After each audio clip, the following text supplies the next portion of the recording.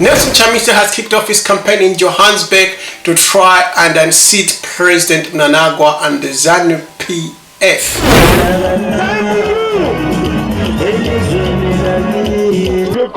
Zimbabwe. The general election in Zimbabwe is scheduled for the 23rd of August. You ask why he starts in South Africa? He wants to appeal to the diaspora. So there are a lot of Zimbabweans in South Africa that have escaped Zimbabwe for economic reasons. Let's face it, Zimbabwe has been a failed state for quite a few years, and then a lot of people just could not survive in there. We are doing what we are doing because Zimbabwe is a great nation. Zimbabwe has over 60 mineral resources. Zimbabwe is one of the most important pillars of this region. We don't want to be a burden and a headache to our neighbors. We don't want Zimbabwe to be a source of trouble in our neighboring countries. We want Zimbabweans, and thank you, President Ramaphosa, once more. You have extended the stay until December. You have done a good thing, boss. By December, we'll be welcoming you in Zimbabwe. The country is going to be resolved. The 45-year old Nelson Chamisa leads Citizens Coalition for Change, which is CCC in short. Chamisa thanked his host, South Africa, hosting many Zimbabweans.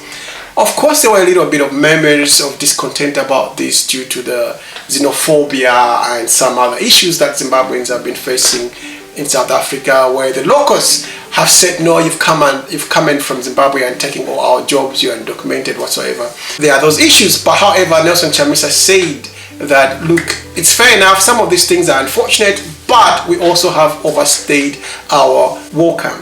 So the solution is come back and vote for CCC, as he said, on the 23rd of August, so that we can change things in Zimbabwe. If you remember, Nelson Chamisa won about 44% of the vote in 2018 when he was the leader of MDC. This is the issue there now, 44%. And he is much popular in the urban areas. But the ZANU-PF is quite strong with the rural vote. This has always been the issue in Africa, because if you look at these revolutionary parties, as I call them, the ZANU-PF, the African National Congress, the previously PF in Zambia, the MCP in Malawi, the KANU in Kenya, and all those, just to mention but a few, they are very strong in the rural areas. If you think of Uganda, same thing.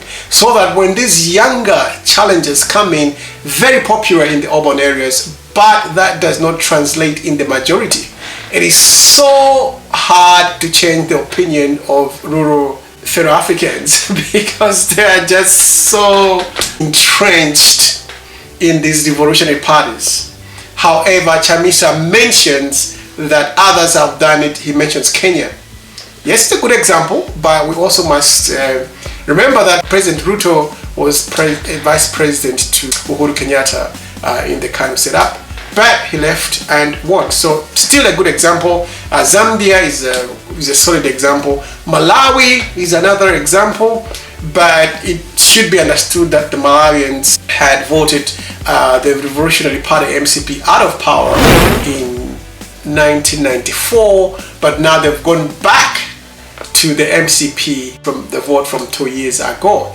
But the fact remains that Malawi had moved on from the Malawi Congress Party. So it will be interesting to see what happens in Zimbabwe, how this campaign pans out, whether indeed Chamisa has the political muscle and capital to unseat President Mnangagwa and his ZANU-PF and turn the tables in Zimbabwe.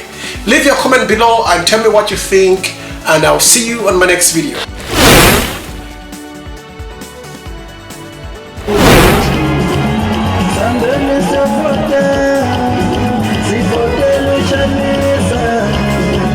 Somebody